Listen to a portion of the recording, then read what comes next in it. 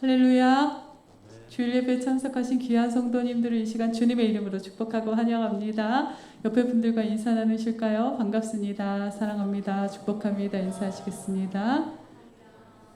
주님께서 저와 여러분을 오늘도 영광스러운 예배 자리에 불러주셨습니다. 이 시간 자리에서 다 일어나셔서 먼저 주님 앞에 사도신경으로 신앙 고백 올려드리시겠습니다. 전능하사 천지를 만드신 하나님 아버지를 내가 믿사오며 그 외아들 우리 주 예수 그리스도를 믿사오니 이는 성령으로 잉태하사 동정녀 마리아에게 나시고 본디오 빌라도에게 고난을 받으사 십자가에 못 박혀 죽으시고 장사한 지 사흘 만에 죽은 자 가운데서 다시 살아나시며 하늘에 오르사 전능하신 하나님 우편에 앉아 계시다가 저리로서 산자와 죽은 자를 심판하러 오시리라. 성령을 믿사오며 거룩한 공회와 성도가 서로 교통하는 것과 죄를 사하여 주시는 것과 몸이 다시 사는 것과 영원히 사는 것을 믿사옵나이다. 아멘.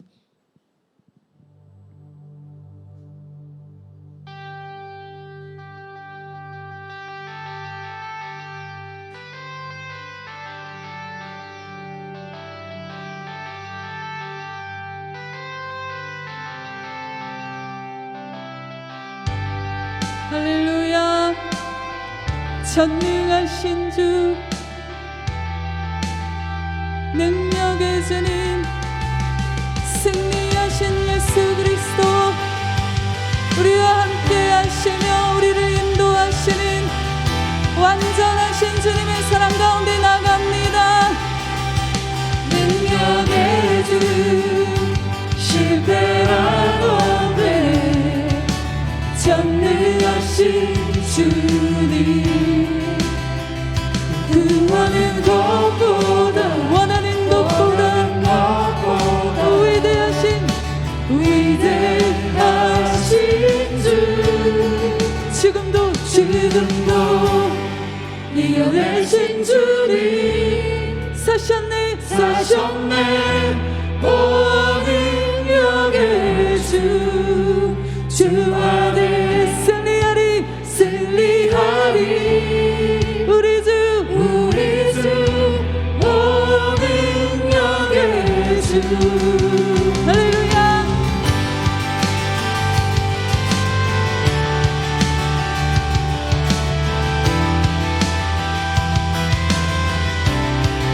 늘 우리와 함께 하시네 인도하시네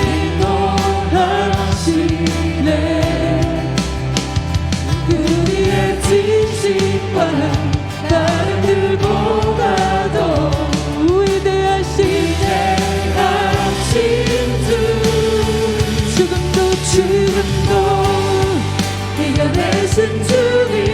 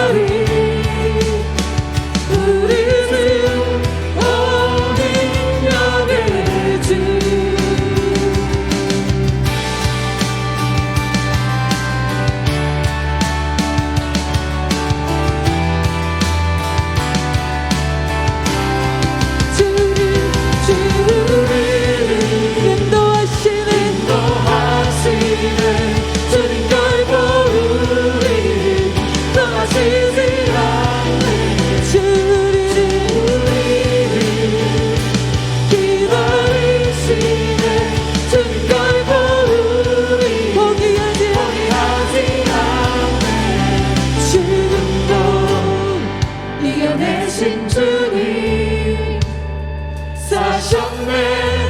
오 능력의 주 안에 승리하리. 우리 주 오 능력의 주 지금도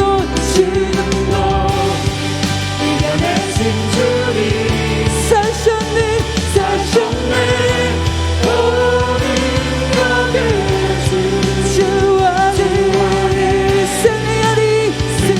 할렐루야. 우리 주 오 능력의 주 우리 주 오 능력의 주 우리 주 오 능력의 주 할렐루야. 전능하신 완전하신 우리를 의의 길로 주님의 길로 인도해 가시는 주 사랑과 그 주님의 능력에 감사 올려드리고 찬양드립니다.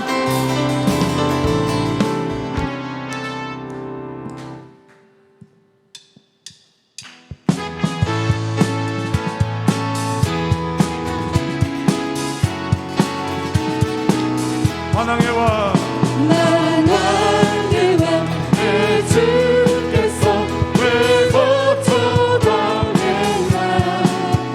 이 벌레 같은 마음 위에 주 보혈을 놨네. 만왕의 왕 만왕의 왕 내 주께서 왜 고쳐당했나. 이 벌레 같은 마음 위에 주 보혈을 였네. 십자가 내가 처음 볼 때 나의 맘의 근고도 사라져. 오늘 믿고서 내는 밝았네. 참되 기쁘 영원하도다. 주 십자가 못 박히니 속죄함 아닌가. 그 긍휼함과 그 은혜 말할 수 없도다. 십자가 내가 처음 볼 때 나의 밤의 근고도 사라져. 오늘 믿고서 내는 밝았네. 참내 기쁘 영원하도다. 눈으로도 그 은혜 갚을 수 없네. 나 주님께 몸 바쳐서 주의 이름 쓰리. 십자가 내가 처음 볼 때 나의 밤의 근고도 사라져. 오늘 믿고서 내는 밝았네. 참내 기쁘 영원하도다. 주 십자가 십자가 못 박히는 속죄함 아닌가. 그 긍휼함과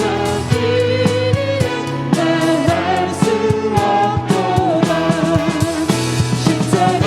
십자가 내가 처음 볼 때 나의 밤의 근고도 사라져. 오늘 믿고서 내는 밝았네. 참내 기쁘 영원하도다. 늘 울어도 이 은혜 다 갚을 수 없네. 나 주님께 몸 바쳐서 주의 이름 쓰리. 십자가 내가 처음 볼 때 나의 밤의 근고도 사라져. 오늘 믿고서 내는 밝았네. 참내 기쁨 영원하도다. 십자가 십자가 내가 처음 볼 때 나의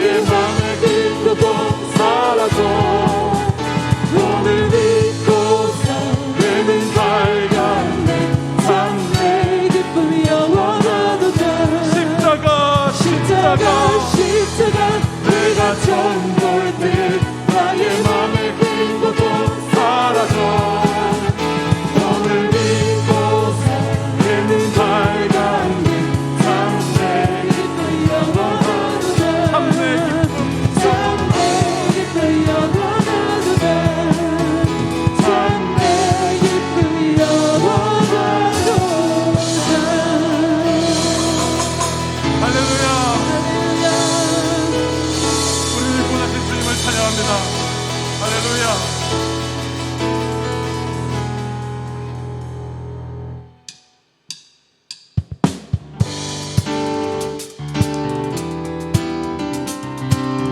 우리 고백하는 마음으로 찬양하도록 하겠습니다.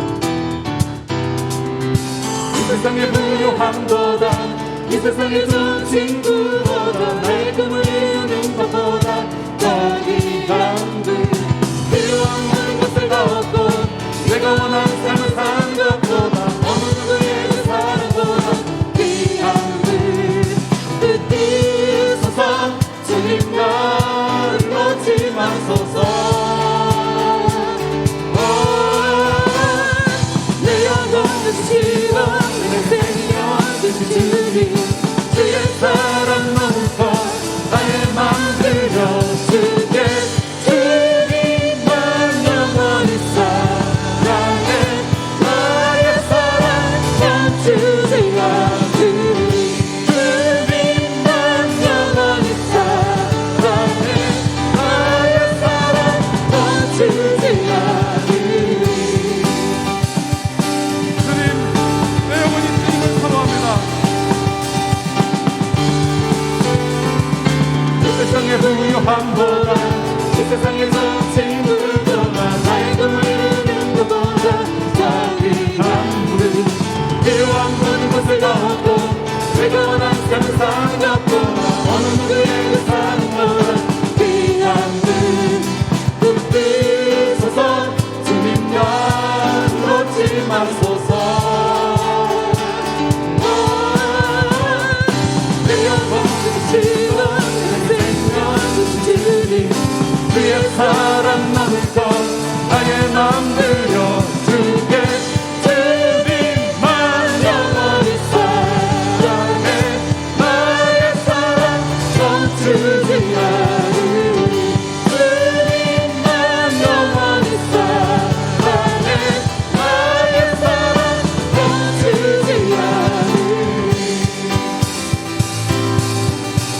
주님, 나약한 우리를 붙들어 주시옵소서. 주시소서 주님 나를 놓지 마소서 주시소서 주님 나를 놓지 마소서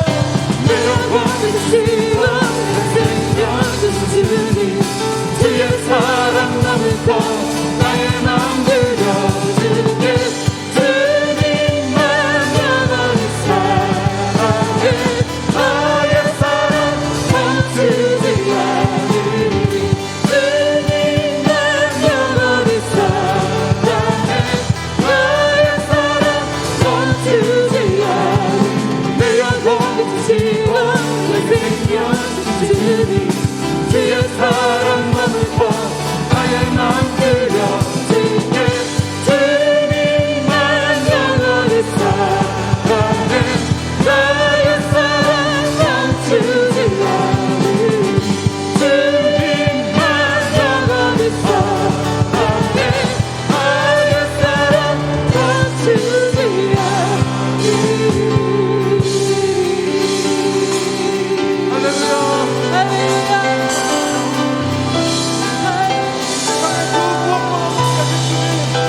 주님을 사모합니다.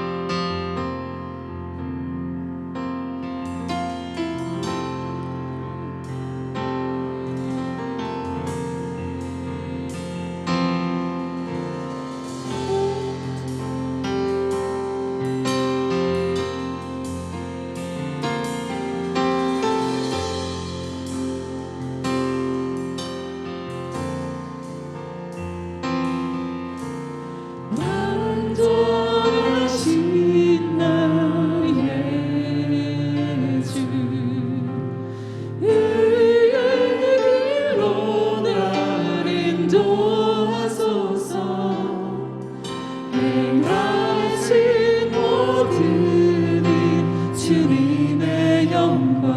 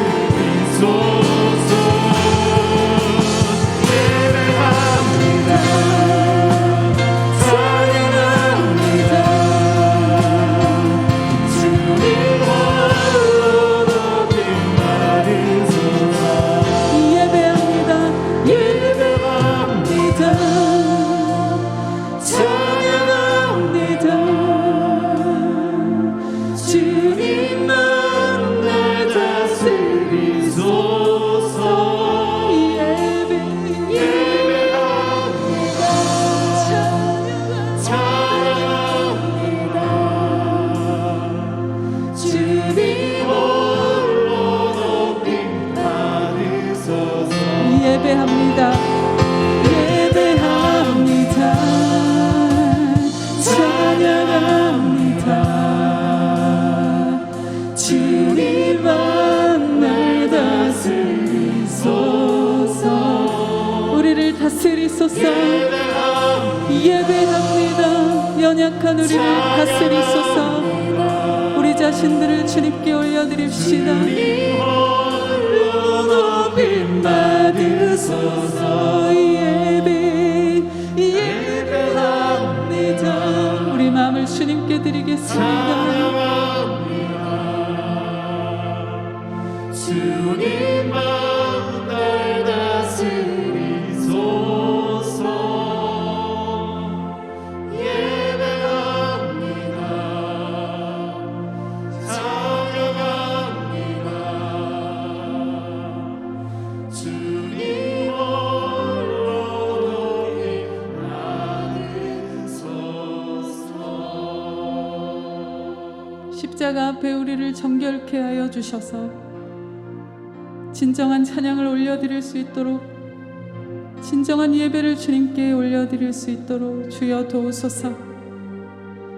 우리 공동체와 이 시간의 모든 예배를 주님께 올려드리시면서 주여 한번 외치시고, 십자가 앞으로 우리를 가까이 세우셔서 우리를 정결케 하시고 나의 연약함을 주께 고백하면서 주님 도와주셔서 진정한 찬양을 올려드릴 수 있게 하여 주옵소서. 주여 한번 외치시고 기도하시겠습니다.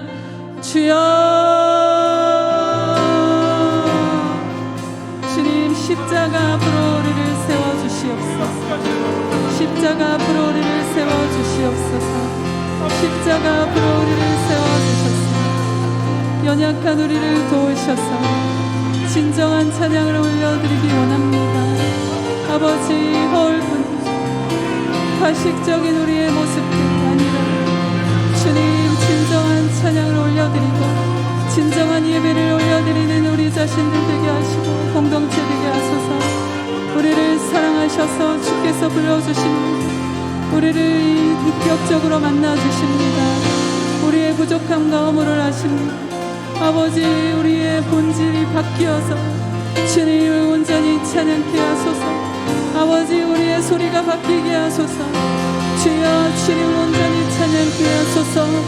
예배케 하소서. 주님을 높임 받으소서. 주님 홀로 높임 받으소서. 주님 홀로 높임 받으소서. 주님만 홀로, 주님 주님 홀로 높임 받으소서. 주님 홀로 높임 받으소서. 우리를 사랑하시고 우리의 부족함에도 불구하고 주 앞에 세워주셔서 영광 받기 원하시는 주님께 마지막으로 감사와 찬양과 존귀의 박수 올려드리시겠습니다. 할렐루야, 할렐루야.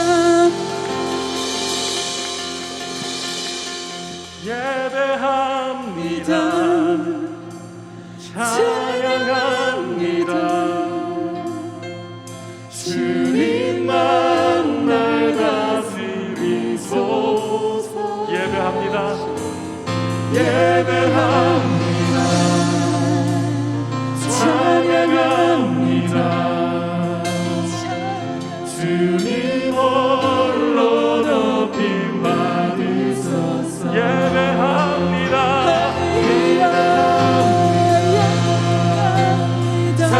찬양합니다. 주님만 날 다스리소서.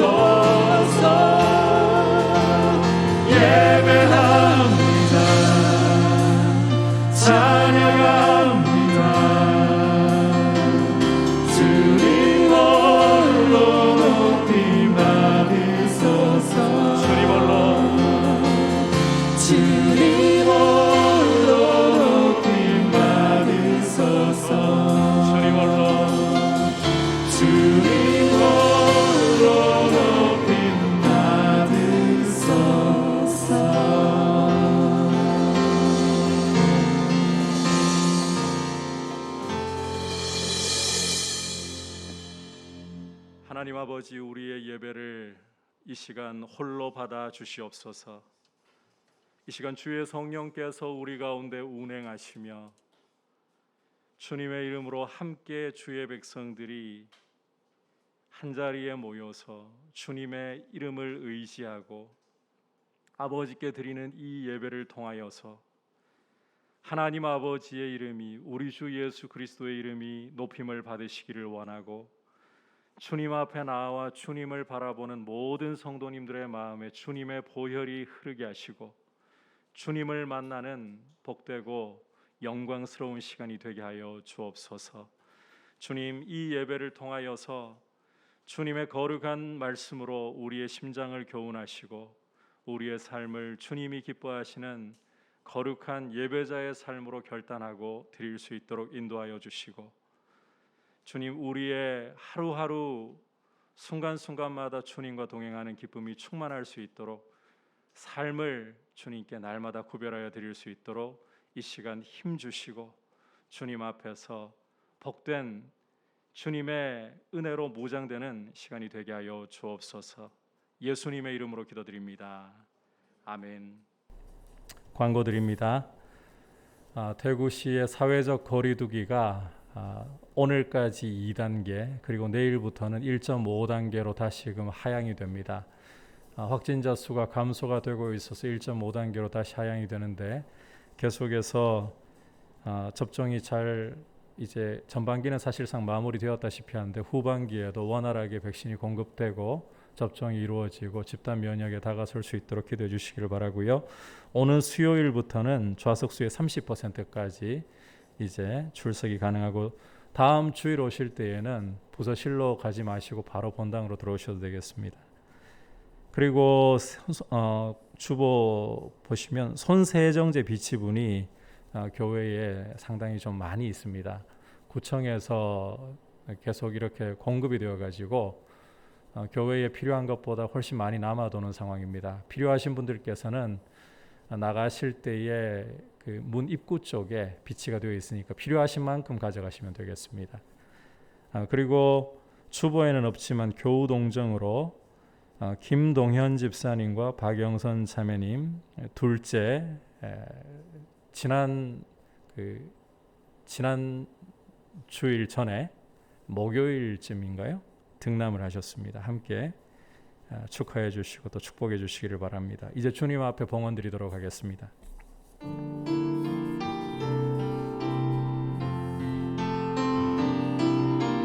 나의 생명을 드리니 주 영광 위하여 사용하옵소서. 내가 사는 날 동안에 주를 찬양하며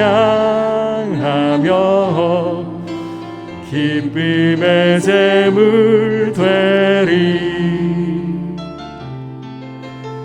나를 받아 주소서.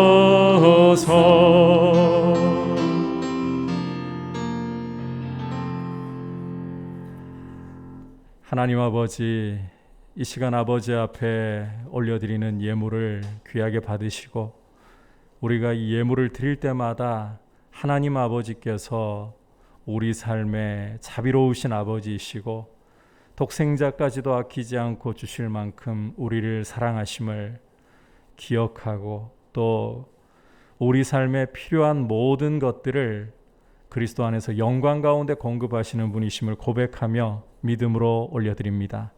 하나님 아버지, 이 예물을 흠양하시고 또 우리 성도님들 한 분 한 분 가정마다 주님이 날마다 새롭게 하시고 주님과 동행하며 주님의 공급하심을 늘 영광 가운데서 맛보며 감사가 넘치도록 생활을 도우시고 주장하여 주옵소서.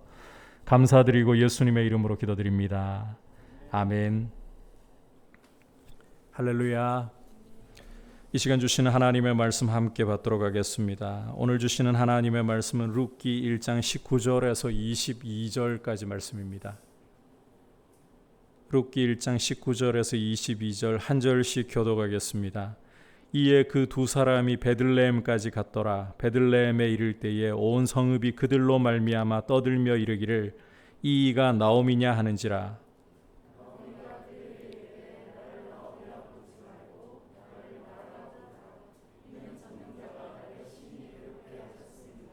내가 풍족하게 나갔더니 여호와께서 내게 비어 돌아오게 하셨느니라. 여호와께서 나를 징벌하셨고 전능자가 나를 괴롭게 하셨거늘 너희가 어찌 나를 나오미라 부르느냐 하니라. 나오미가 모압 지방에서 그의 며느리 모압 여인 룻과 함께 돌아왔는데 그들이 보리 추수 시작할 때에 베들레헴에 이르렀더라. 아멘. 옆에 분들과 인사 나누도록 하겠습니다. 사랑하고 축복합니다. 성령 충만하십시오. 그리스도인과 불평은 잘 어울리는 것 같지 않습니다. 그리스도인들이 아예 불평을 하지 않아서나 해서는 안 되기 때문만이 아니라 보편적으로 불평이라고 하면 믿음이 없다는 이미지와 상당히 많이 연결되어 있는 것 같기 때문입니다. 하지만 성경에서는 생각보다 불평의 예를 많이 찾아볼 수가 있습니다. 그것도 믿음의 사람에게서 그런 불평의 모습들을 많이 찾아볼 수 있고 특히 시편 같은 경우는 불평의 보고라고 불러도 무방할 정도로 기도와 애가 속에 고통 중에서 부르짖는 불평이 많이 등장하고 있습니다. 이 불평이라는 것은 보편적으로 보면 고난과 함께 손을 마주잡고 간다 해도 과언이 아닐 정도로 고난과 직결되어 있다고 할 수가 있습니다. 오늘은 이와 같은 고난과 관련된 불평에 대해서 말씀이 어떻게 우리에게 보여주고 있는가 귀를 기울여 보려고 합니다. 지난 시간 나오미가 두 며느리와 함께 고향 베들레헴으로 향하면서 나누는 대화를 중심으로 메시지에 귀를 기울였습니다. 나오미는 아직 젊고 앞날이 창창한 두 며느리를 어머니 집으로 돌려보내려고 했습니다. 제가 시키려고 했던 겁니다.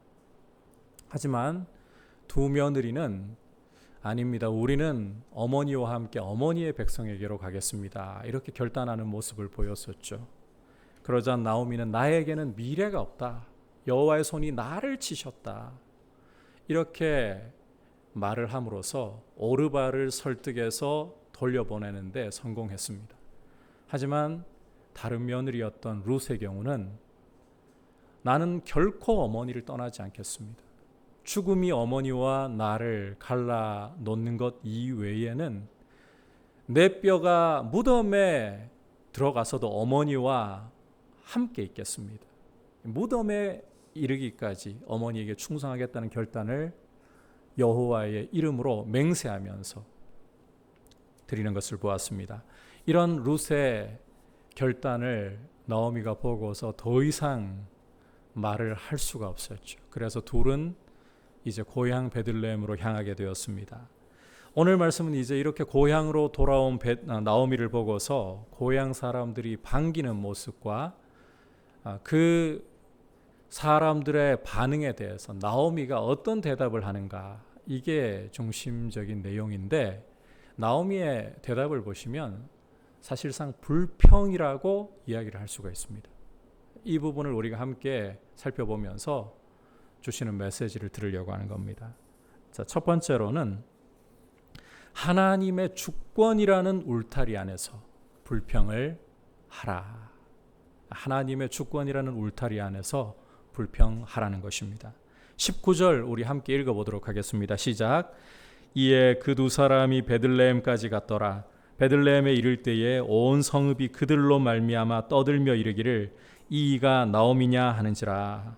함께 읽은 말씀은 나오미와 룻이 고향 베들레헴에 당도한 것과 이들을 보고서 베들레헴 온 성읍 사람들이 보이고 있는 반응을 묘사하고 있습니다. 룻기 기자는 베들레헴 사람들이 룻과 함께 고향으로 돌아온 나오미를 보면서 그들로 말미암아 떠들었다라고 설명하고 있습니다. 그들로 말미암아 떠들었다.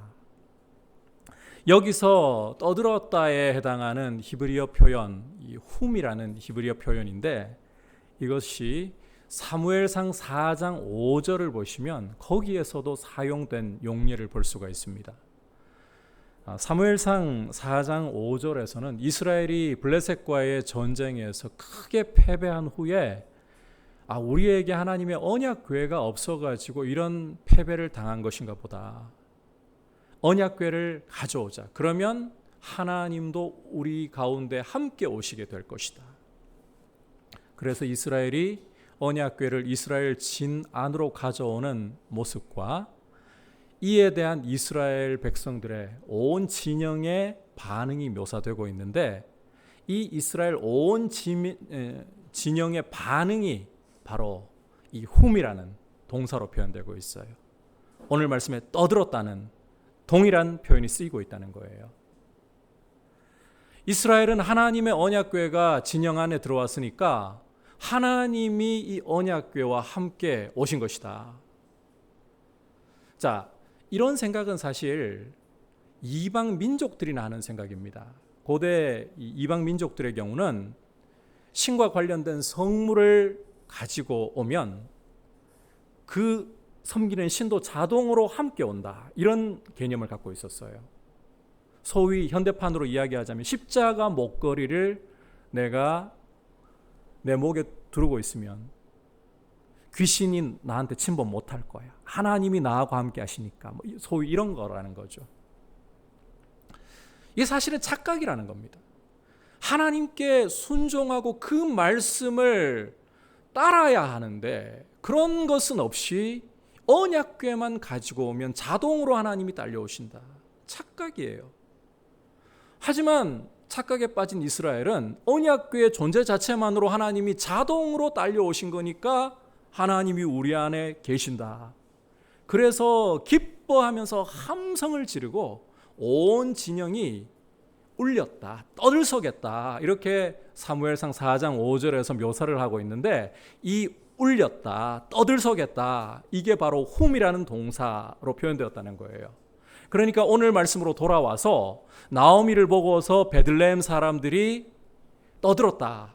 이게 10여 년 만에 고향으로 돌아온 나오미의 행색을 보니까 남편 죽고 아내 죽고 아내가 아니지 아들들 죽고 텅 비어서 돌아왔잖아요. 당장 오늘 무엇을 먹고 살아야 하나 이런 고민을 할 정도로 형편없이 돌아왔잖아요. 이걸 보면서 저게 나오미야? 이걸 어째? 아니 나갈 때만 해도 풍족하게 나가더니 저렇게 돌아왔어? 너무 안 됐다. 이런 게 아니라는 거예요. 오히려 10년 만에 돌아온 나오미가 너무 반가운 겁니다. 어머, 이게 나오미야? 여인들이 이야, 나오미 돌아왔다, 이런 분위기라는 거예요. 굉장히 반갑게 10년의 세월이 흐르면서 나오미도 많이 늙었을 거 아니에요. 그런데 이 나오미를 알아보고서 너무나도 반갑게 들떠가지고 이가 나오미냐? 이렇게 말하는 거예요. 자, 그런데 이런 고향 사람들의 반가운 이런 반응에도 불구하고 나오미는 이것이 전혀 반갑지도 않고 오히려 고통스럽고 귀찮기만 한 것 같습니다. 20절 우리 함께 읽어보도록 하겠습니다. 나오미가 그들에게 이르되 나를 나오미라 부르지 말고 나를 마라라 부르라. 이는 전능자가 나를 심히 괴롭게 하셨음이니라. 나오미가 고향 베들레헴 사람들에게 대답하는 말을 들어보면 목소리에 이 다른 음성 지원이 안 돼도 괴로움이 가득 차 있구나, 이걸 단번에 느끼실 수 있을 거예요. 괴로운 목소리로 나오미는 나를 나오미라 부르지 말고 나를 마라라 부르라. 여기에서 이 나오미라는 이름과 마라라는 표현의 뜻을 우리가 알아야 합니다. 이 나오미라는 뜻은 기쁨, 즐거움 이런 뜻이에요. 반대로 마라는 괴로움 이런 뜻이에요. 그러니까 나오미는 더 이상 나의 이름대로 나를 기쁨이라고 즐거움이라고 부르지 말고 나를 괴로움이라고 씀이라고 부르라. 자, 그렇다면 왜 이렇게 부르라고 하는가? 자신의 이름이 왜 이렇게 쓰다 괴롭다라고 불려야 한다고 나오미는 말을 하고 있는가? 그 이유를 전능자가 나를 심히 괴롭게 하셨기 때문이다. 전능하신 하나님이 나를 심히 괴롭게 하셨기 때문이다. 여러분, 전능하신 하나님이 나오미를 괴롭게 하셨다고요? 자, 그렇다면 구체적으로 하나님이 어떻게 나오미를 괴롭게 하셨다는 건가? 21절 이어서 또 보겠습니다. 시작. 내가 풍족하게 나갔더니 여호와께서 내게 비어 돌아오게 하셨느니라. 여호와께서 나를 징벌하셨고 전능자가 나를 괴롭게 하셨거늘 너희가 어찌 나를 나오미라 부르느냐 하니라. 함께 읽은 말씀을 보시면 나오미가 자신이 풍족하게 나갔다. 흉년이 떡집이라고 부르는 베들레헴을 강타할 때마저도 사람들이 부러워할 정도로 풍족함을 가지고 더 나은 삶을 꿈꾸며 장밋빛을 꿈꾸면서 모압 땅으로 이주를 했다라고 말하고 있습니다. 하지만 이제는 이런 부러움의 시선을 받으며 간 땅에서 남편이 죽고 두 아들들이 다 죽고 당장 오늘 무엇을 먹고 살아야 하나, 그저 눈앞이 막막해진 이런 처지에 이르게 되었다. 주목할 것은 전능자께서 여호와께서 이렇게 자신을 심히 괴롭게 하시고 나오미 자신을 텅 비어버리게 만드신 장본인이다, 이 이야기를 하고 있는 것입니다.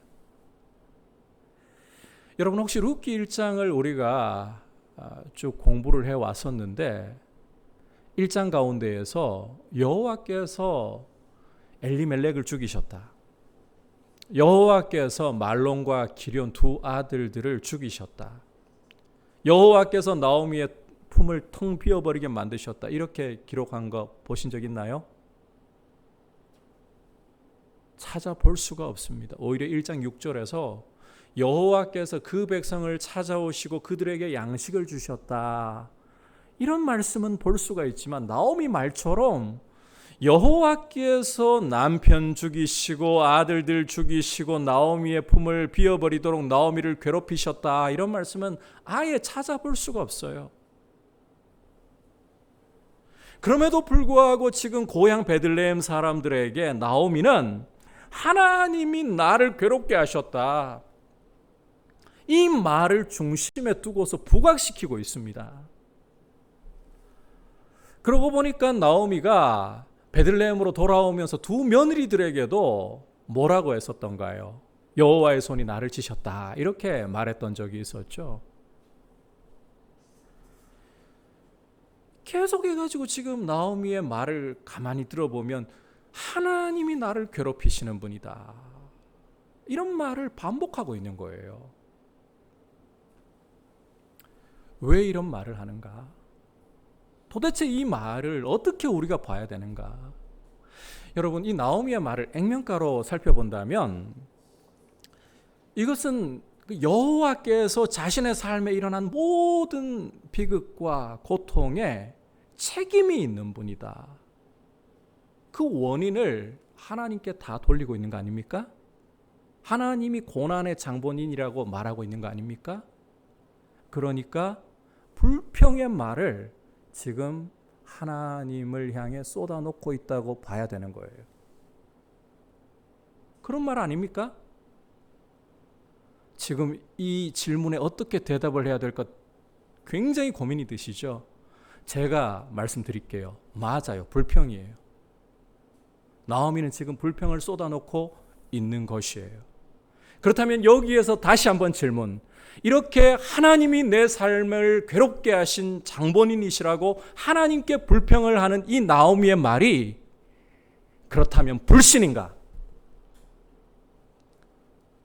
자, 이 질문에는 여러분 어떻게 대답하시겠습니까? 우리 그리스도인들은 나오미처럼 하나님이 나를 괴롭히셨다. 하나님이 내 삶을 심히 고통스럽게 만드셨다. 이런 말 하기를 굉장히 껄끄럽게 생각하고 주저하게 마련입니다. 아니, 이런 말을 할 경우에 당장 주변에 예수 믿는 사람들로부터 믿음이 없는 모습이야, 이런 핀잔을 들을 것 같고, 내 안에서도 이건 아니야, 이런 두려움이 일어나요. 이렇게 했다가 하나님 굉장히 노여워하시는 거 아니야? 굉장히 불경스럽게 우리가 그런 말들을 생각하는 것 같아요. 자, 그렇다면 다시 여기서 질문을 던져보겠습니다. 우리 삶에 고난이 찾아오고 공고에 빠질 때에 나오미처럼 하나님 손이 나를 치셨다, 하나님이 나한테 이런 괴로움을 주셨다, 이런 불평의 말이 정말 불경이고 불신인가? 여러분 어떻게 생각하십니까? 자, 이 부분에 대한 이해를 우리가 제대로 좀 하기 위해서 말씀들을 좀 참고를 해보려고 합니다. 먼저는 사무엘상 2장에서 한나가 하나님께 드리는 감사와 찬송의 기도부터 좀 살펴보려고 합니다. 사무엘상 2장 6절 같이 한번 읽어보겠습니다. 시작. 여호와는 죽이기도 하시고 살리기도 하시며 수월에 내리게도 하시고 거기에서 올리기도 하시는도다. 여호와는 가난하게도 하시고 부하게도 하시며 낮추기도 하시고 높이기도 하시는도다. 자, 이 한나의 찬송은 하나님이 자신의 기도를 들으시고 사무엘이라는 귀한 아들을 허락해 주셔서 이 아이를 양육해서 젖대고 하나님께 드리고 난 후에 드리는 찬송의 기도입니다. 이미 우리는 찬송의 기도라는 분위기를 알고 있습니다. 그런데 이 색채를 싹 다 빼고요, 액면가로 문자만 한번 좀 보십시오. 한나는 여호와를 가리켜서 죽이기도 하시고 수월에 내리게도 하시고 가난하게도 하시고 낮추기도 하신다라고 고백을 하고 있습니다. 인간에게 생과 복만 주시는 분이 아니라 사와 화도 주시는 분이라고 이야기를 하고 있습니다. 자, 그렇다면 바꿔 말하자면 한나 역시 하나님이 인간에게 죽음을 주시기도 하고 고난을 주시기도 하는 분이라고 말하는 거 아닙니까? 우리가 색채를 빼고 보자고 했어요. 그러면 이게 과연 하나님을 탓하는 불경스러운 불신의 말인가요? 아니잖아요. 전혀 아니잖아요. 이제는 완전히 색깔을 바꿔가지고 애가를 한번 또 살펴보도록 하겠습니다. 다윗의 애가인 시편 22편 1절 2절에서 다윗이 어떻게 괴로움 중에 하나님께 노래하고 있는가 같이 읽어보겠습니다. 시작. 내 하나님이여 내 하나님이여 어찌 나를 버리셨나이까? 어찌 나를 멀리하여 돕지 아니하시오며 내 신음소리를 듣지 아니하시나이까? 내 하나님이여 내가 낮에도 부르짖고 밤에도 잠잠하지 아니하오나 응답하지 아니하시나이다. 다윗은 큰 고난과 고통 중에서 죽음의 고난이 자기를 둘러싸고 있는 가운데에서 고통스럽게 어찌하여 나를 버리셨나이까? 어찌하여 나를 멀리하시고 도우실 생각을 하지 않으시는 겁니까?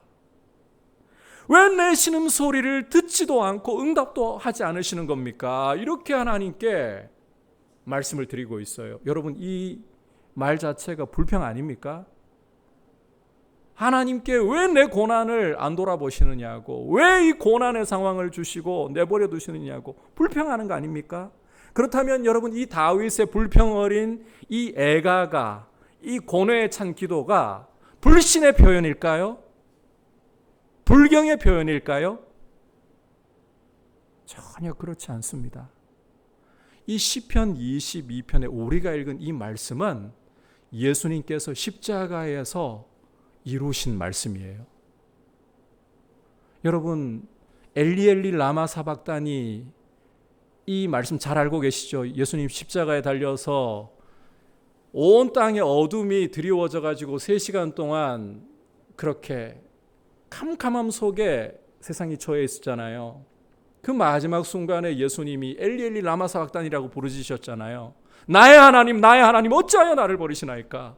시편 22편 1절과 2절을 성취하시는 상황이었어요. 이게 불경인가요? 이게 불신인가요? 우리는 고통 중에 사로잡혀 있는, 고난으로 인해서 큰 고통 중에 사로잡혀 있는 사람들이 불평할 때에 이런 불평에 대해서 너무 쉽게 불경이다, 불신이다, 우리도 모르는 사이에 말을 하지 않아도 우리 마음속에서 틀을 정해버리는 경우가 참 많은 것 같습니다. 우리 자신에게도 그렇고.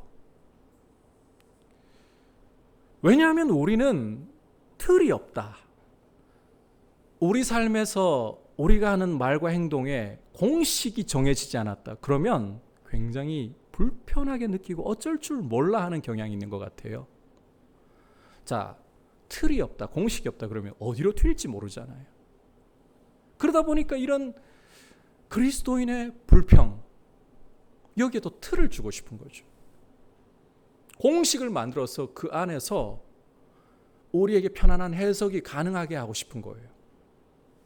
그런데 여러분, 인생사라는 것은 그렇게 쉽게 틀 안에 가두거나 공식에 넣어서 답을 낼 수 있는 문제가 아닙니다. 하나님이 우리 인생사를 그렇게 가볍게 다루지 않으십니다.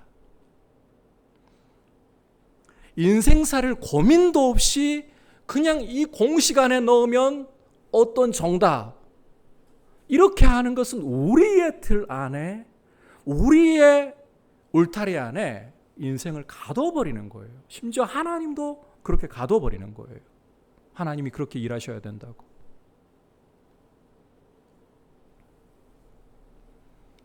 이제 되돌아와서 나오미의 말을 다시 한번 생각해 봅시다. 나오미의 말은 하나님을 탓하면서, 나를 괴롭게 하신 분 하나님이시다, 하나님을 탓하면서 불평의 모습을 띠고 있습니다.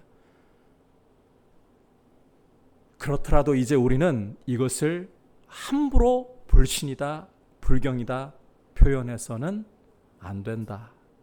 조심해야 된다. 이제 이런 관점으로 본문으로 다가가야 된다는 거예요. 자, 그렇다면 이제 우리가 나오미의 말을 어떻게 이해를 해야 할까? 20절과 21절을 다시 보시면 여러분, 이 문장이라는 것은요, 의미 없이 그냥 마구 단어 나열한 거 아닙니다. 의도를 가지고 나열하는 겁니다, 단어를. 자, 나오미의 말을 잘 주의해서 보시면 4차례나 반복하면서 중심에 두고 있는 표현이 전능자 혹은 여호와라는 표현이에요. 그만큼 나오미의 말에서 강조되고 있는, 중심에 부각되고 있는 표현이 전능하신 여호와, 전능하신 하나님이시라는 거예요. 이것을 통해서 나오미가 표현하고자 하는 것은 전능하신 하나님이 내 삶을 주관하고 계신다. 나를 괴롭게 하신 이것마저도 하나님의 손 안에서 이루어지고 있다. 이 사실을 강조해버리고 있다는 거예요. 나오미 자신의 삶에 너무 큰 고난이 다가왔습니다. 그 고난으로 인해서 나오미는 누구 하나 의지할 사람이 없고 이제 먹고 사는 것조차 오늘을 고민해야 할 정도로 막막한 처지가 되어버렸습니다. 그 풍족하던 사람이 한순간 텅 비어버렸습니다. 이런 괴로움 속에서 나오미는 불평을 차라리 하나님께 돌릴지언정, 괴로움의 탓을 차라리 하나님께 할지언정 하나님이 내 삶의 주관자라는 이 사실을 훼손하지 않으려고 한다는 거예요. 여러분, 믿음이랍시고, 자, 하나님이 절대 내 삶에 이런 괴로움을 주실 수 없어. 하나님은 내 인생에 고난을 주실 수 없는 분이야. 나를 사랑하시니까. 그러면 괴로움의 영역, 고난의 영역, 죽음의 영역은 누구의 손에 있는 겁니까?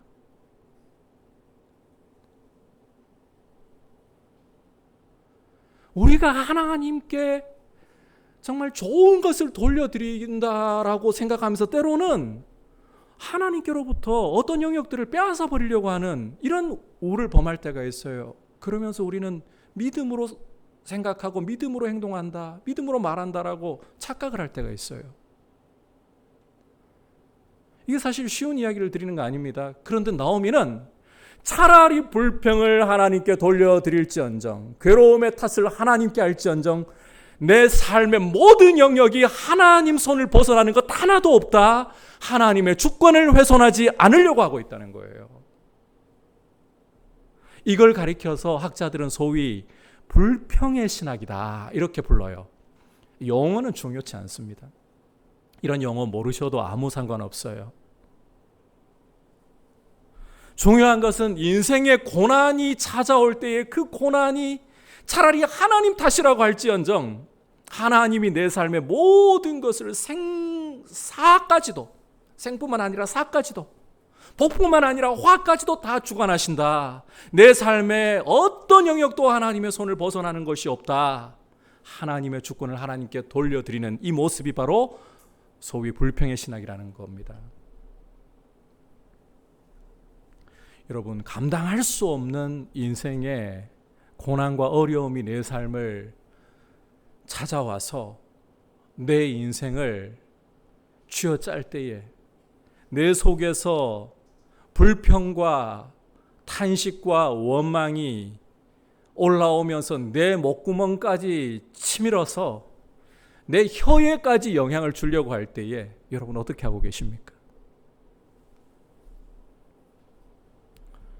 그럼에도 불구하고 여전히 나는 감사할 이유가 있고 하나님께 감사하겠습니다, 이 믿음이 있다면 감사드리십시오. 그러나 이 치밀어 오르는 불평과 원망과 탄식이 목구멍을 넘어서 버리고 여러분의 혀까지 사로잡아 버릴 때에는 여러분 불평하십시오. 아이, 목사가 저런 설교하면 되나 싶죠.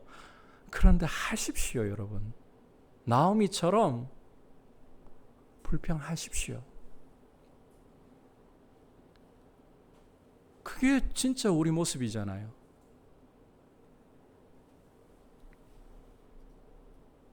불평을 하되 이 사실을 꼭 기억하시기를 바랍니다. 하나님 앞에서 하십시오. 심지어 여러분 속에 저주가 올라오고 욕도 올라옵니까? 그 감당 안 되시거든. 하십시오. 하나님 앞에서 하십시오. 하나님이 내 삶의 모든 것을 주장하시는 주인이라는 그 울타리 안에서 불평하고 원망을 쏟아놓고 탄식을 쏟아놓고 하나님 앞에서 여러분 여러분의 골방을 찾아가 가지고 소리 질러도 돼요. 하나님 앞에 비명 질러도 돼요.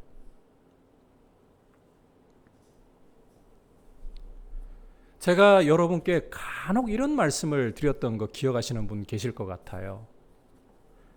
넘어져도 공동체라는 울타리 안에서 넘어지고, 원망과 불평을 해도 죄를 지어도 공동체라는 울타리 안에서 하시라고. 이게 너무너무 중요한 이야기거든요. 이와 더불어서 오늘은 또 한 가지, 이 두 가지만 여러분이 잘 기억하셔도 돼요. 하나님 앞에서, 하나님의 주권이라는 울타리 안에서 불평하고 원망을 쏟아 놓으시라는 겁니다. 사람에게 불평하고 사람에게 원망을 쏟아 놓는다고 감당이 안 돼요. 사실 다툼이 일어날 수 있어요. 판단이 일어날 수 있어요. 하나님 앞에서, 하나님이 내 삶의 주인이시라는 그 울타리 안에서 여러분의 속을 있는 그대로 쏟아 놓아 버리십시오. 하나님은 우리 마음 다 알고 계십니다. 굳이 아닌 척 가식과 위선으로 믿음 좋은 척 하실 필요 없어요. 그게 아닌 거 우리도 알잖아요. 여러분, 하나님은 우리를 감당하실 수 있는 우리 하나님, 우리 아버지이십니다. 여러분이 이 불만을 짓눌러버리고 인정하지 않은 채 짓눌러버리고 불평을 하나님께 쏟아놓지 않고 마음에 가두어버리고 믿음이 있는 척 남들에게 괜찮은 척 이게 괜찮을 것 같습니까? 믿음으로 잘 서 있을 것 같습니까? 폭발합니다. 그 순간에는 우리가 우리 자신을 보면서 충격을 받아요. 내가 왜 이러지? 사실은 그게 나인데 그게 나예요. 따라서 여러분 폭탄이 되지 마시고 이 불평과 불만이 이 화약이 우리 속에 가득 차여가지고 이 목구멍까지 치밀어 오르는데도 아닌 척 하다가는 이 화약이 나중에는 폭발해버려요. 그때에는 참 감당하기 어려워요. 나는 나 자신에게 실망하고 주변 사람들에게 상처를 주고 하나님 앞에서도요 폭주를 해요. 폭주를. 그게 가시기 위선이 가져오는 무서움이에요. 그래서 우리 속에 감당할 수 없는 우리 삶에 참 내가 원치 않는 상황이 펼쳐지고 고난이 나를 짓눌러 내 마음속에 감당할 수 없는 불평과 탄식과 원망에 이 화약이 쌓일 때에 그것을 하나님 앞에 사람 앞에서는 감당이 안 돼요. 하나님 앞에 다 터뜨려 놓으시고 하나님 앞에 다 쏟아 놓으시고 그렇게 기도할 때 변화가 와요. 정말 그렇게 쏟아 놓다 보면 하나님 앞에서 기도가요 조금씩 달라져요. 그래서 이 불평이라는 것이 이 말씀을 오늘 오해하며 듣지 마세요. 오해하며 들으시면 안 돼요. 무조건 그러면 이제 불평해도 된다 이런 뜻이 아니에요. 지금 내가 감당할 수 없는 고난 속에서 하나님 나한테 진짜 왜 이러시는지 이 불평이 올라올 때 터뜨리시라는 거예요. 하나님 앞에서 사사건건 모든 걸 뭐 사람 만나가지고 불평 터뜨리거나 이래도 좋다 이런 이야기 드리는 거 아니에요. 절대 그렇게 오해하지 마세요. 감당할 수 없는 불평이 나를 휘어잡으려고 할 때 하나님 앞에서 하나님의 주권이라는 울타리 안에서 그래서 이 불평이라는 것이 불신이 아니라 오히려 하나님을 가까이 하게 되는 기회가 될 수 있도록 여러분 불평을 하나님께 나아가는 기회로 만들어 버리시기를 축복합니다. 그것이 믿음으로서 여러분에게 꼭 필요한 부분들 중에 하나예요. 이제 두 번째 메시지입니다. 자, 두 번째 메시지는 기다리고 함께 있고 떠나지 말아야 한다. 이 무슨 이야기인가 하면 말로 표현하기 힘들 정도로 고난 중에 처해 있는 형제들에게 우리가 하나님의 헤세드가 흘러가는 통로가 되기 위해서 이런 형제들을 잘 우리가 적절하게 대하기 위해서 기다리고 함께 있고 떠나지 말아야 한다. 이 사실을 꼭 기억하셔야 된다는 거예요. 앞서 나오미가 룻과 함께 베들레헴에 돌아왔을 때에 베들레헴의 반응이 반갑게 이게 누구야? 나오미네? 10년 만에 나오미가 돌아왔네? 이런 반응을 보였다고 했었죠. 굉장히 반갑게 나오미를 맞아주었어요. 그런데 나오미의 반응이 어땠습니까? 이런 반가운 고향 사람들의 환대, 나오미를 기뻐해 주는 것이 하나도 반갑지 않았다고 했어요. 하나도 반갑지 않았다. 게다가 오늘 22절 말씀을 보시면 나오미가 모압 여인 룻과 함께 고향으로 돌아오는 것과 그때가 보리추수 시작할 때라고 성경 기자가 묘사하고 있는 것을 보여주고 있습니다. 그런데 여러분 여기에서 우리가 나오미의 시선으로 이 말씀을 좀 볼 필요가 있는데 나오미는 룻이 함께 돌아오고 그때가 보리추수 시작할 때라는 것이 눈에 들어올까요? 안 들어올까요? 일전에 제가 이 말씀을 미리 설명을 드리면서 보리추수 시작할 때에라는 것은 회복에 대한 복선 역할을 한다. 왜냐하면 이 보리추수를 통해서 룻과 보아스가 만나게 되고 이 두 사람의 결혼을 통해서 나오미의 품이 텅 비어버렸던 품이 오벳이라는 아기로 채워지기 때문에 이렇게 설명드렸잖아요. 이게 지금 룻이 함께 오고 있는 것, 그리고 이 무대가 바로 보리추수 시작할 때라는 것이 회복의 전조예요. 그런데 나오미에게는 아무것도 안 보여요. 이 사실이. 이마저도 그냥 나오미에게는 그냥 룻 따라왔다, 보리추수 시작할 때다, 이 이상 없는 거예요. 이 무슨 말씀을 제가 드리려고 하는가 하면, 보아도 안 보이고 들어도 안 들린다는 겁니다. 고난이 너무너무 깊을 때에는, 그 고통이 마음을 완전히 사로잡아 버릴 때에는 여러분, 사람이 뭔가를 봐도 안 보이고요, 어떤 말을 들어도 그게 귀에 들어오지를 않고요, 만사가 다 귀찮게 다가올 뿐이에요.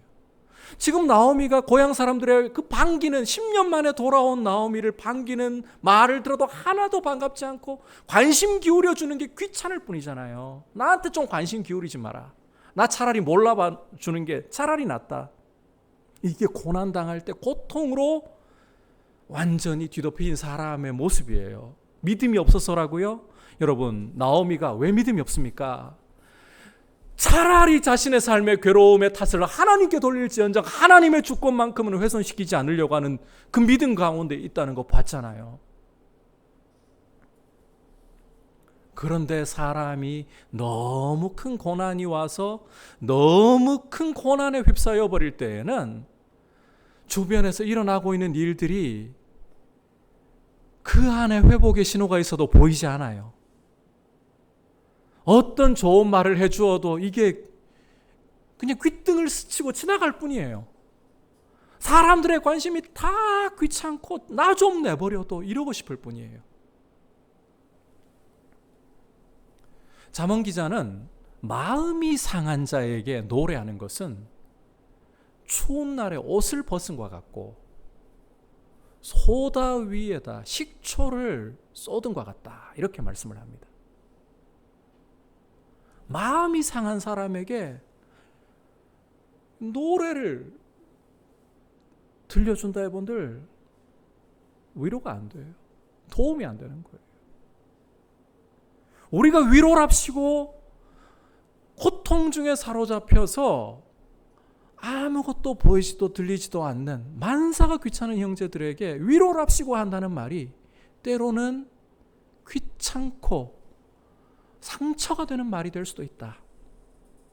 여러분, 우리가 이런 넓은 이해를 좀 가져야 돼요. 그 사람들이, 예수 안 믿는 사람들이 예수 믿는 사람들에게 하는 이야기가 좁다는 이야기를, 속 좁다는 이야기를 할 때 많아요.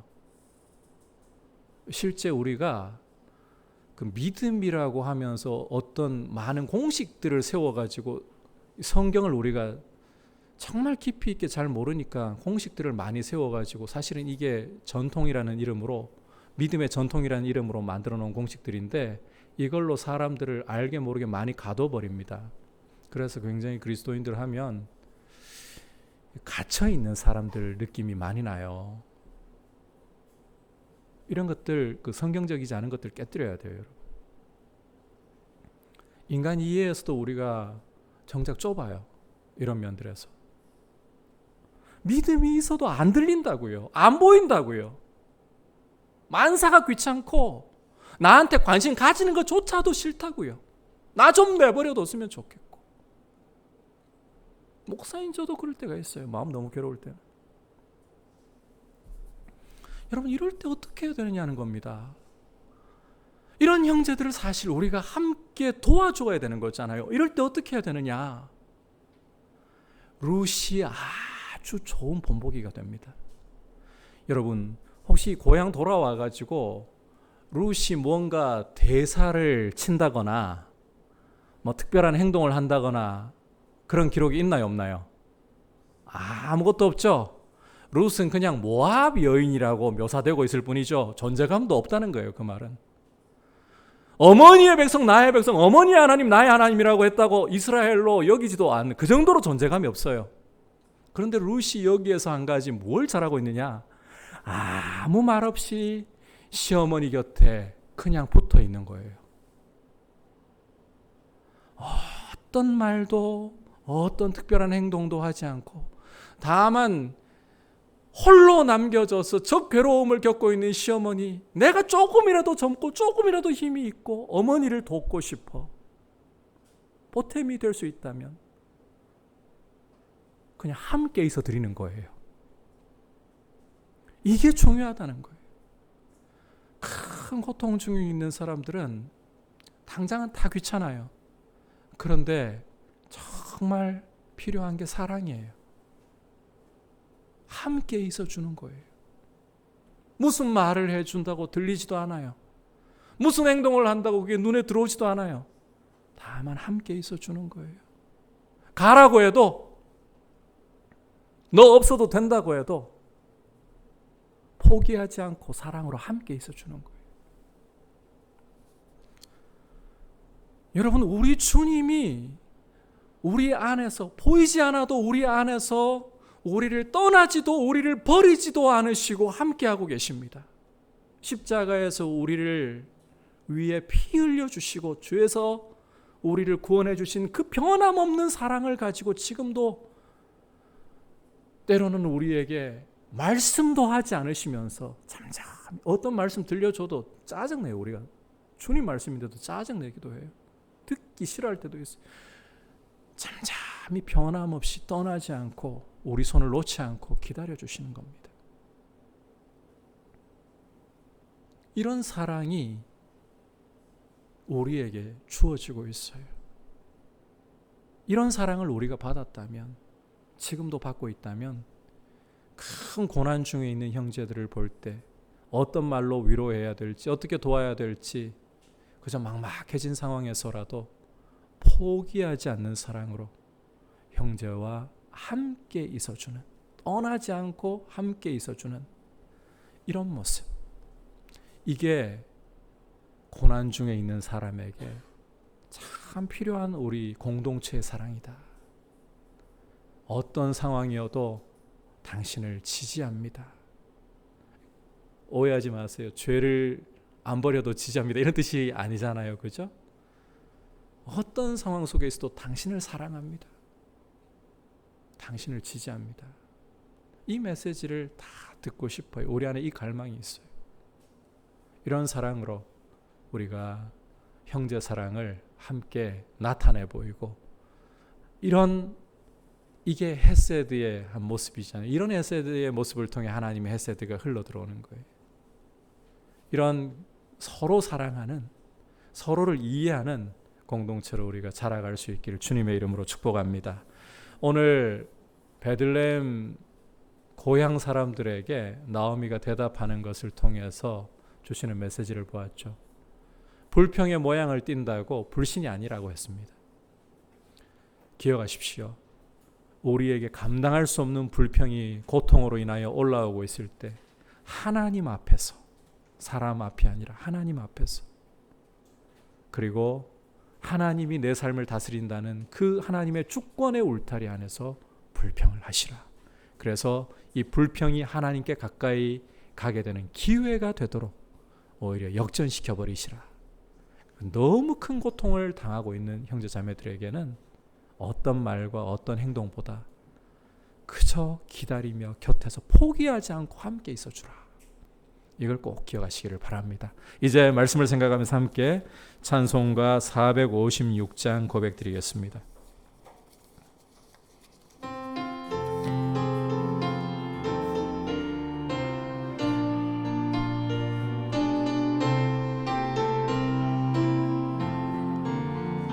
거친 세상에서 실패하거든 그 손 못 자국 만져라.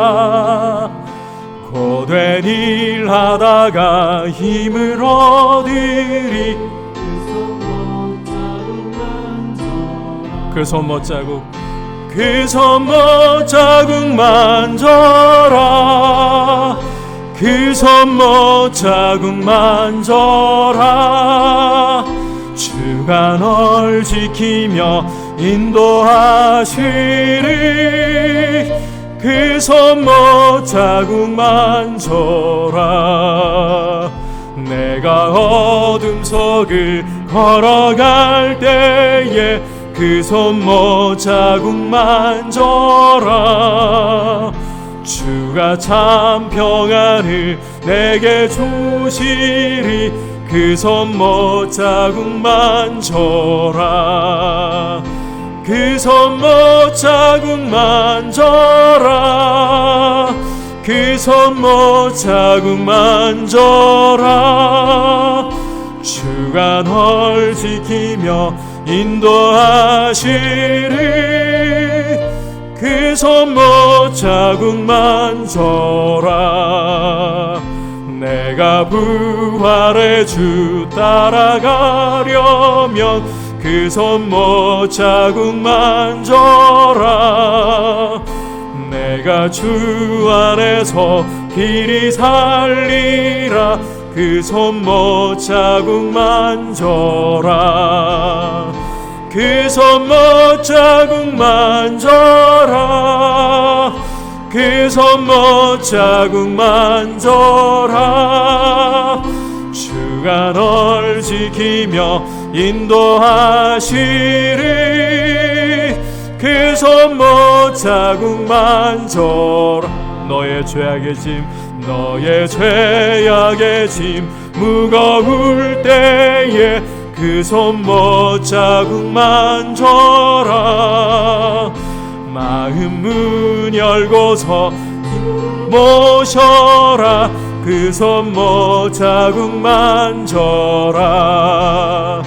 그 손목 자국 만져라. 그 손목 자국 만져라. 주가 널 지키며 인도하시리. 그 손목 자국 만져라. 이 시간 함께 기도할 때에 우리의 삶에 우리가 감당하기 힘든 고난이 닥쳐올 때에, 그리고 그 고난으로 인한 고통으로 불평과 원망과 탄식이 치솟아 올라 우리 목구멍까지 치밀어 오르고 혀를 통제하고자 할 때에, 주님, 이것을 믿음이라는 가면을 쓰고서 아닌 척 숨기려 하지 말고 하나님 아버지 앞에, 나를 감당하실 수 있는 하나님 아버지 앞에, 내 삶의 주인 되시는 하나님 앞에 쏟아놓으면서 이것이 오히려 하나님을 가까이 하게 하는 기회가 될 수 있도록 내 삶을 이렇게 역전으로 만들어 주시고, 주님, 우리가 서로를 이해하고 사랑하는 마음이 더욱더 자라서 고통 중에 있는 형제들 포기하지 않고 곁에서 함께 있어줄 수 있는 모습으로 서로 함께하는 공동체 되게 하여 주옵소서. 기도하겠습니다. 하나님 아버지, 감사를 드립니다. 오늘 말씀을 통해서 우리가 불평이라는 것이 그저 불경이나 불신의 표현이 아니라는 것을 생각해 보게 됩니다. 아버지, 우리 육체가, 우리 마음이 감당할 수 없는 고난과 고통 중에서 우리도 모르는 사이에 이 불평이 치고 올라올 때에 이것을 일부러 아닌 척 숨기지 말고 하나님 아버지 앞에서, 하나님이 내 삶을 다스리신다는 주권의 울타리 안에서 터뜨릴 수 있게 하시고, 하나님 아버지, 이것을 오히려 하나님께로 가까이 가져가고 하나님께 나아가는 기회로 삼아 우리 삶이 오히려 역전될 수 있는 귀한 은혜를 허락하여 주옵소서. 아버지, 형제들을 우리가 지혜롭게 사랑할 수 있도록 우리의 지경을 더 넓혀주시고 형제를 이해하는 마음을 주시고, 아버지, 포기하지 않고 형제들 곁에 함께함으로써 하나님의 에세드가 흘러가며 형제들이 회복되는 모습을 공동체 안에서 함께 맛보며 함께 서로 사랑으로 더욱더 굳건해지는 귀한 믿음의 공동체로 우리 민들레 교회가 서게 하여 주옵소서. 아버지, 서로를 더 이해하게 하옵소서. 더욱더 기다려줄 줄 알게 하옵소서. 자리에서 일어나서 고백드리겠습니다. 너의 죄악의 짐, 너의 죄악의 짐 무거울 때에 그 손목 자국 만져라. 마음 문 열고서 주를 모셔라. 그 손 못자국 만져라. 그 손 못자국 만져라. 그 손 못자국 만져라. 주가 널 지키며 인도하시리. 그 손 못자국 만져. 그 손 못자국. 그 손 못자국 만져라. 그 손 못자국 만져라. 주가 널 지키며 인도하시리. 그 손 못자국 만져라.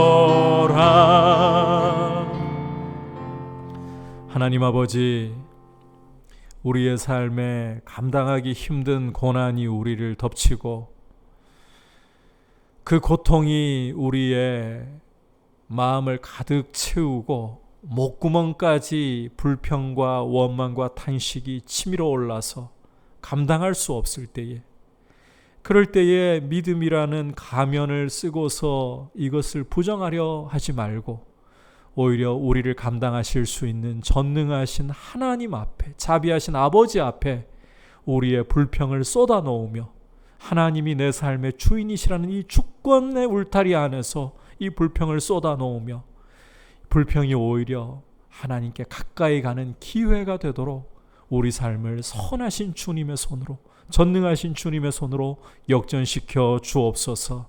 아버지, 우리 삶 가운데 우리의 이해를 넓혀주시고 고통 중에 있는 형제와 자매들을 반응을 보면서 믿음이 있다 없다 함부로 평가하지 않게 하시고 그 고통에 함께 우리가 이해하려고 힘쓰게 하시고 잠잠히 기다려줄 줄 아는, 포기하지 않고 함께 있어주는 이런 사랑으로 하나님의 헤세드가 흘러가게 하여 주옵소서. 우리 주 예수 그리스도의 크신 은혜와 하나님 아버지의 지극하신 사랑과 성령 하나님의 감화감동 충만하게 하시는 은혜의 역사가 하나님 아버지의 앞에서 불평을 쏟아 놓기를 원하고 형제를 기다리며 끝까지 포기하지 않고 함께하기를 원하는 모든 주의 백성들을 위해, 열방을 섬기시는 선교사님들 위해 이제부터 영원토록 함께 계시기를 간절히 축원하옵나이다. 아멘.